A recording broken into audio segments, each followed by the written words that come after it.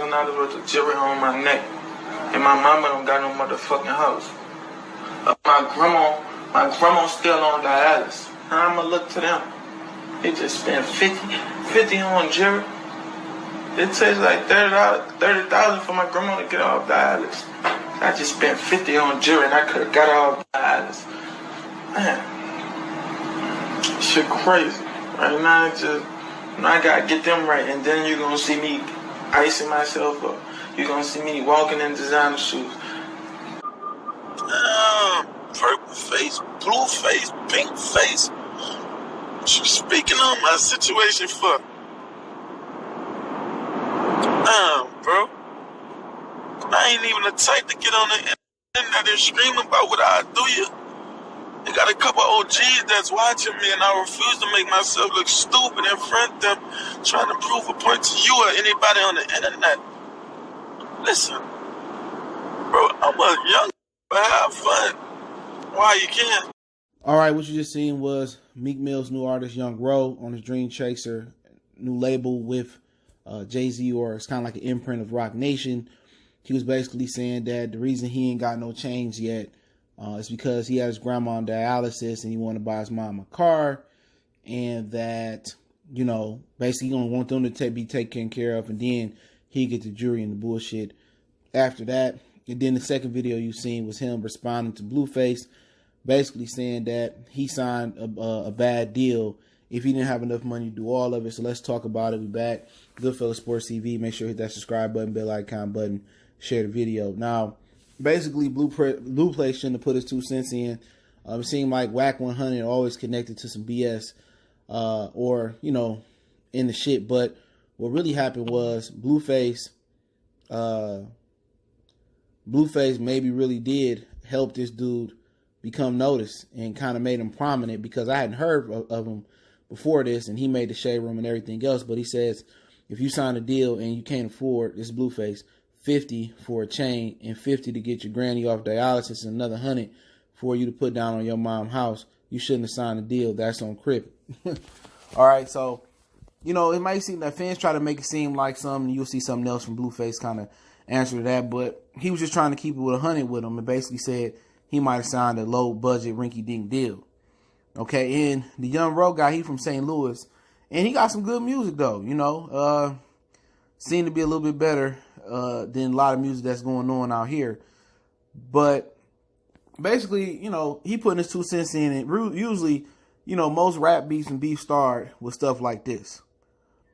Now, is he being honest, or maybe your deal wasn't that good up front? But only Young Ro know what his deal was. You know, he might have took lesser money up front to have more ownership and publishing on the back end. But the one thing that Jay-Z preaches, you know what I'm saying, is, you know, financial freedom, and not, you know, and owning your publishing and owning your records, and not really, you know, putting people in 360 deals or putting artists in 360 deals or bad deals. He want to teach financial literacy. So I really don't know his deal or his situation, but at the end of the day, you know, Blueface basically saying, you know, you got took on your deal, and Meek Mill's, you know, record label is a low budget record label. Now, you know, that's up to Young Ro to know. You know, at the end of the day, if he got a bad deal, he got a bad deal.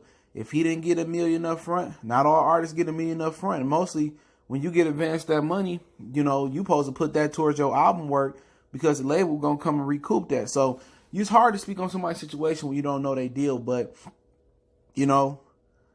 And then he also breaks it down to him why the chain is so important. And let's get into that. He said, invest in yourself a chain. It's more than a chain in this rap shit. It's all about the image. It's not about how good you rap or how good you freestyle. It's 2020. It's a popularity contest. You get paid based off how cool you look and how much you appeal to your fan base. It's a new rapper every 5 minutes. So you gotta stick if you want longevity in this shit. Why do you think people notice if you don't have a chain? Now, at the end of the day, that might have been he might be giving him some free game on the internet. You know what I'm saying? Because it's 2020. They don't care if you got bars no more. Ask him. You know what I'm saying? They care about the tattoos, the Blueface tattoo on his face. They care about the chains. They care about the little rag he bought, the rag chain he bought around his neck. he might be giving them some game. You know, this rap era, they don't care about the bars no more. Ask him. They don't care if you stay on beat no more. You know what I'm saying? They don't care if you got substance to your rap. It's how cool you look, how popular you is on social media. Or what's the dumb shit you doing? What's the skits you doing? He right, it's entertainment. It's only entertainment, people. In my Jay-Z voice. He right. And he tell him if you want to stick, it's about the image. It's about looking cool. It's about separating yourself. And unfortunately, it's a lot of rappers throughout the time that I've been covering rap that, you know, that look rich with jewelry, but they be broke. A lot of your average rapper back in the day didn't have no money. They had the chains, they had the cars, but they didn't own none of it. They didn't own none of it. And he could be just giving them free game, but, you know, really, I'm at the point in my life where I mind my own business. And I feel that if he really wanted to give him some game, he should have said it behind closed doors. Now you start an unnecessary beef. But if they real men, which it ain't too many of those around here, they'll talk it out.